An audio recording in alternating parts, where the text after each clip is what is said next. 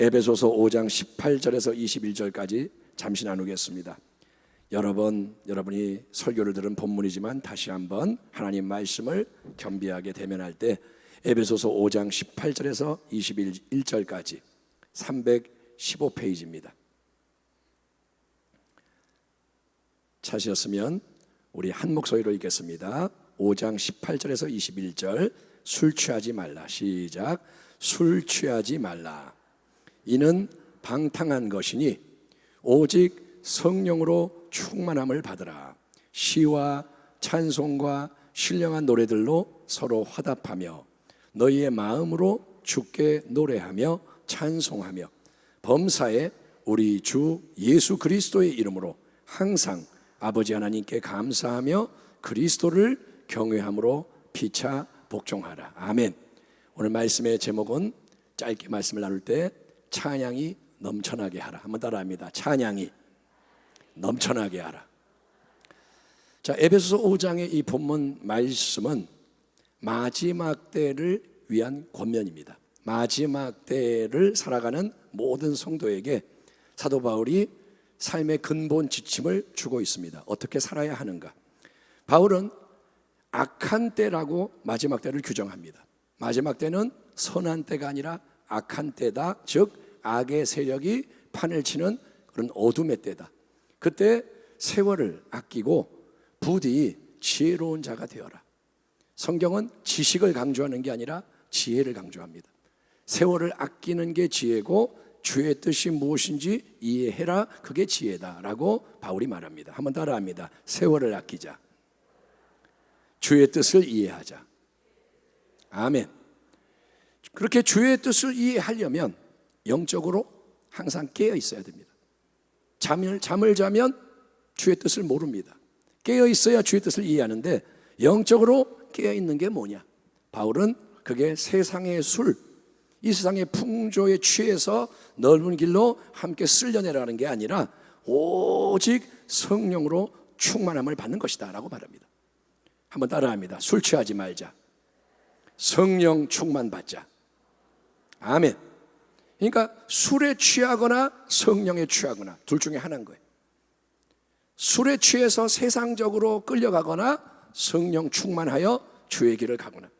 충만, 이거는 뭐냐? 가득 찬 것을 의미합니다. 그릇에 물을 가득 부으면 여기 컵에 물이 거의 찼는데 가득은 아닙니다. 가득 부으면 이제 넘쳐나서 흘러갑니다. 그게 충만의 역사입니다.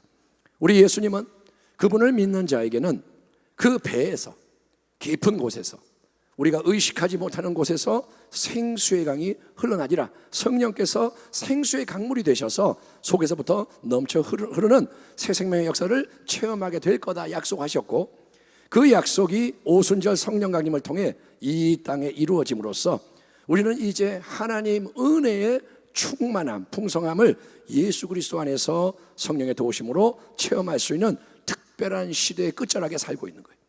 마지막 때는 악한 때입니다. 그런데 마지막 때는 은혜가 넘치는 때. 아멘. 따라합니다. 가장 어두울 때 빛도 충만한다. 예, 하나님은 악이 창궐할 때 악을 이길 수 있도록 은혜를 부어주시는 거예요.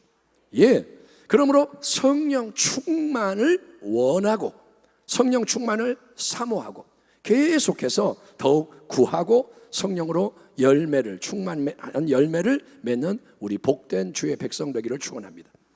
아멘 합시다. 아멘. 당신은 성령의 사람이 되어야 승리할 수 있습니다. 이렇게 성령이 충만히 임하시고 역사하실 때 나타나는 특징을 사도 바울은 세 가지로 열거하는데, 첫째는 뭐냐? 찬양 충만. 한번 따라합니다. 찬양 충만. 둘째는 뭐냐? 감사 충만. 따라합니다. 감사 충만. 셋째는 뭐냐? 관계 충만. 따라합니다. 관계 충만. 찬양 충만, 감사 충만, 서로 간의 관계가 충만해진다. 예, 그 중에 첫 번째로 언급되는 게 찬양 충만인 이유는 찬양이라는 게 그만큼 하나님 앞에서 중요하고 필요한 것이기 때문입니다.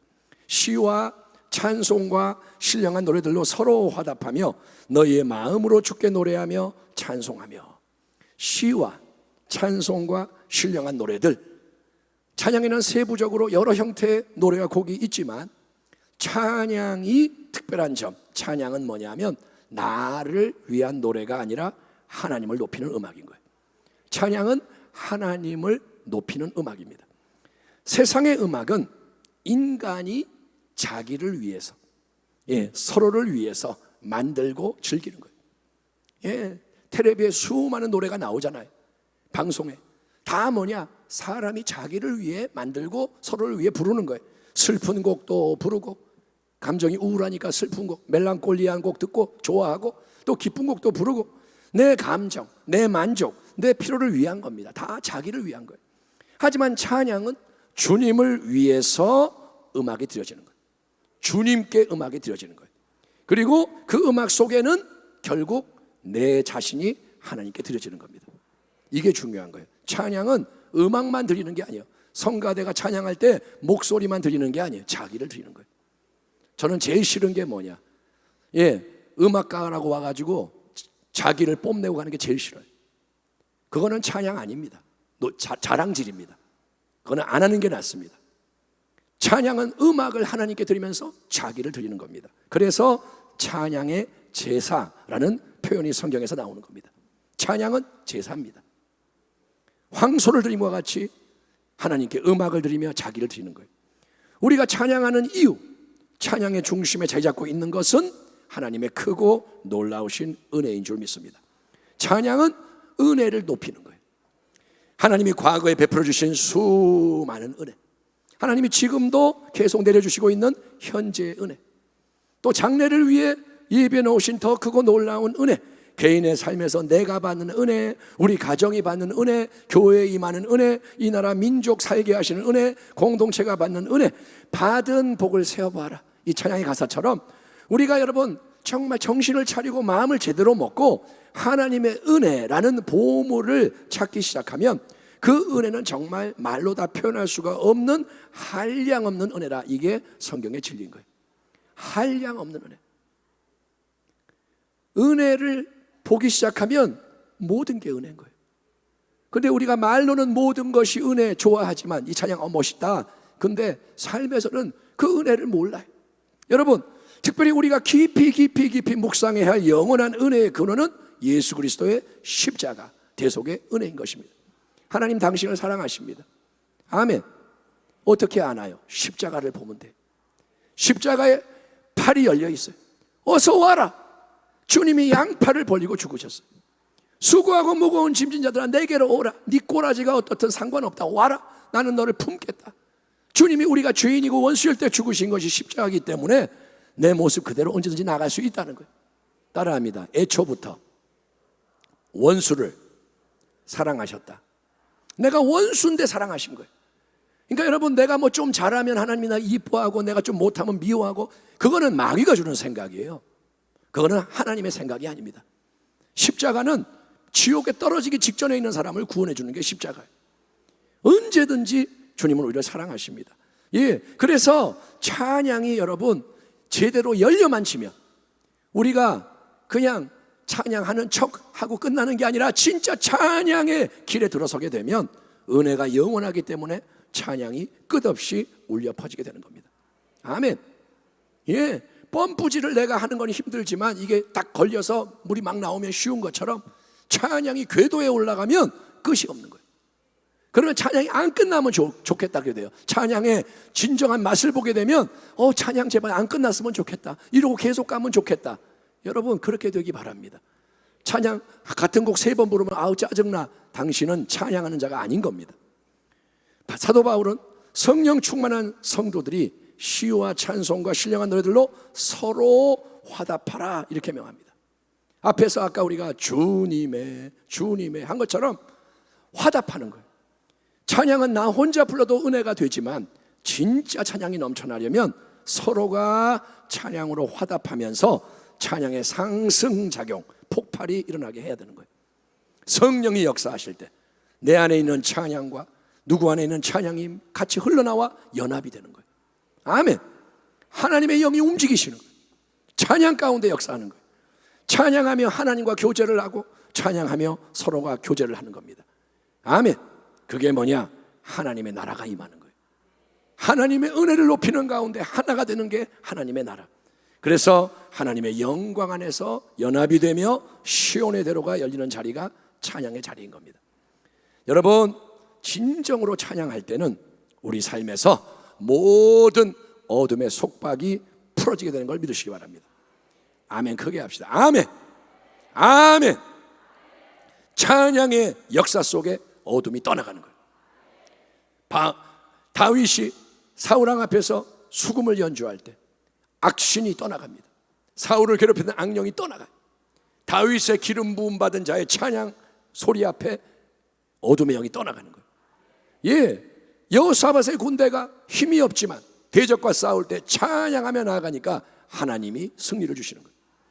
바울과 실라가 빌립보 감옥에 갇혀 사슬에 매여 있는데 밤에 찬양하니 지진이 일어나고 옥문이 열리고 착고가 풀어지고 바울에게 신라에게만 아니라 모든 사람에게 해방이 임하는 줄 믿습니다.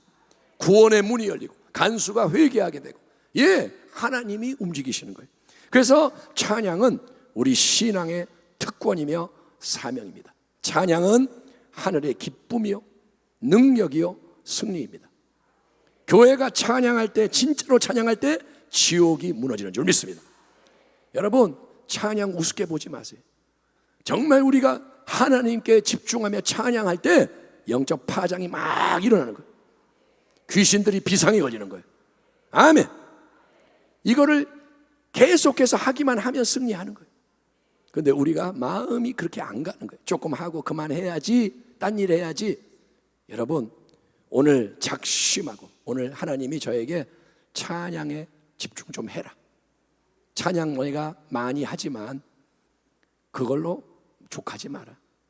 오늘 여러분 작심하고 우리 찬양에 헌신합시다. 성령이 열어주시는 찬양이 뭔지를 배웁시다.